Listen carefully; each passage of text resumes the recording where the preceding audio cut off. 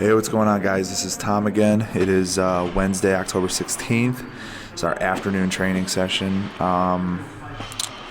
We were going from the blocks, I believe, today. Yeah, everybody's going from the blocks except for James, Travis, and Morgan. They're just getting, this is pretty much their last like heavy-ish workout, or for James and Morgan, I think it was like their last heavy workout before leaving for Worlds. Travis, I think, has one more on Friday, and that'll be it for him. But everybody else was going either off the blocks or from the hang.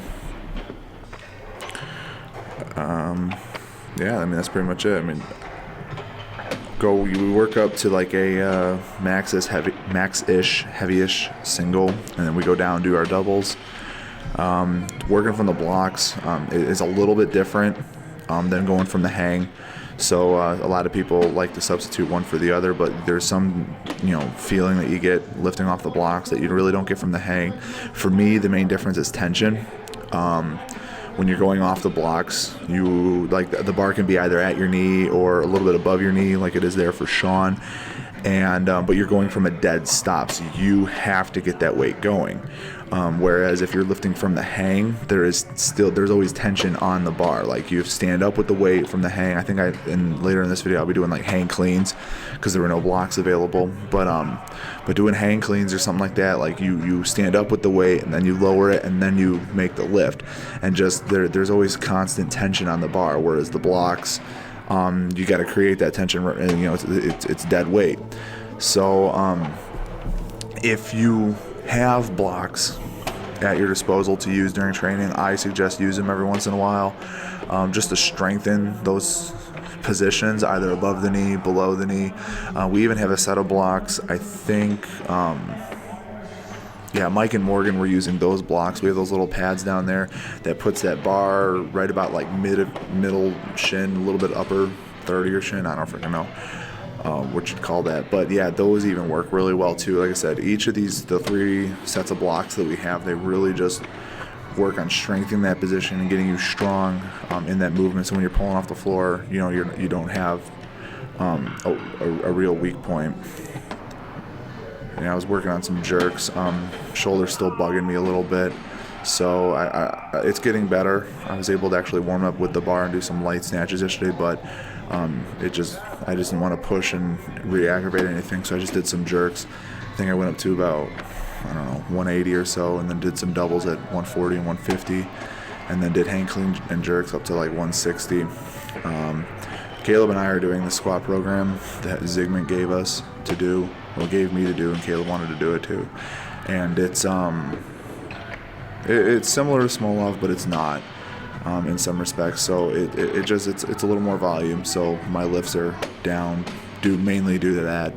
My legs are just usually dead because I do the squats. We all squat in the morning, and then like the morning before this session, we did 6x6. So my legs are pretty fried for the afternoon session. So on the jerks, like I just had no leg drive whatsoever.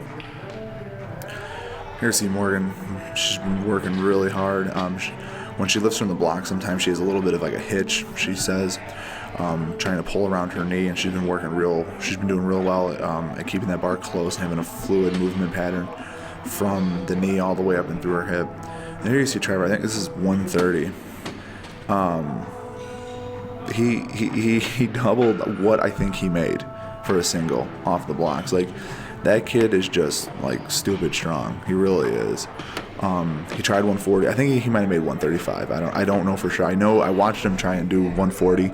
He missed it twice, and then he went down, did his doubles, and he worked up to 130 for his last set of doubles. So that's just some kind of crazy strength. Here you see Becca. She had a really good day off the blocks. As I said in the last video, she snatched 83 off the blocks. Like, just looked really good. She's been working real hard in her like the top of her pull. Just getting that bar all the way back through and then just hitting a good finish. So, and it's obviously been paying off. And then we moved on to clean and jerks off the blocks once you're done with your doubles. Some people do cleans, just cleans off the blocks. Some people do clean and jerks. I'm not going to lie, for me it's uncomfortable to do cleans off the blocks because I feel claustrophobic or something. I know I'm not the only one that feels that. Like, there's just I just don't feel like there's a lot of space. And I just worry about like going to like do a split or like moving around or whatever and hitting like one of the blocks or something as I'm trying to lift. So like I said, I didn't have any blocks, so I was doing hang, clean, and jerks. So I mean, they're getting better. The high hang is a stronger position for me than the low hang, but it's still not a strong overall position for me. So I just got to work on just strengthening the back and everything like that, get my back stronger as we go through this training phase. Mike actually, I think, he had a pretty good day on the snatches, snatched up to 125, I believe. And then he was aggravated because he usually, he said, when he has a good day in the snatches that his clean and jerks usually go pretty well, but he struggled a little bit, I guess, in the clean and jerk. I saw him make that one. I think he made 145 after that, and then he missed 47 a couple times. So just one of those today. Sometimes that just happens during the day. The training may start out well and really crappy, or vice versa, or just maybe really crappy all around or really good all around. Like, you're never gonna know. And especially with like weightlifting and training as often as we do, like, you really are not going to be able to tell today's going to be a good day. Some days you can, and then some days you come in feeling like absolute dog crap and you have like the day of your life. Like, there's just really no like concrete way to tell. Like, some days you feel you're going to be able to hit some decent lifts, and some days so the best thing to do though is like not beat yourself up on those bad days. You see a lot of people, like especially beginners, like they go in, they make a couple PRs in their first training sessions, and they're like, oh, I'm going to do this every time I walk in the door. Yeah, that's not going to happen. I hate to be the bearer of bad news for you. But what's going to make you a better lifter is how you respond to those bad days.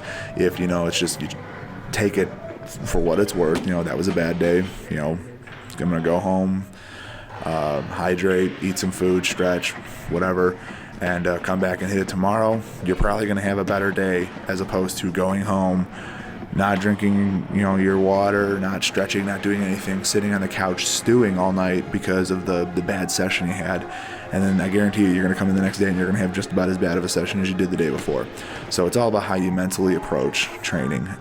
Just knowing that the bad days are going to happen is going to make you a better weightlifter than somebody who just automatically just starts to crumble the minute something bad happens.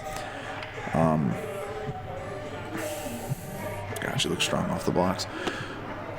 As I said in the last video, Becca's just been doing really well. So, that was it. They're all gone for Poland, and we are carrying on, getting ready for the American Open. Thanks for watching, and we'll see you guys later.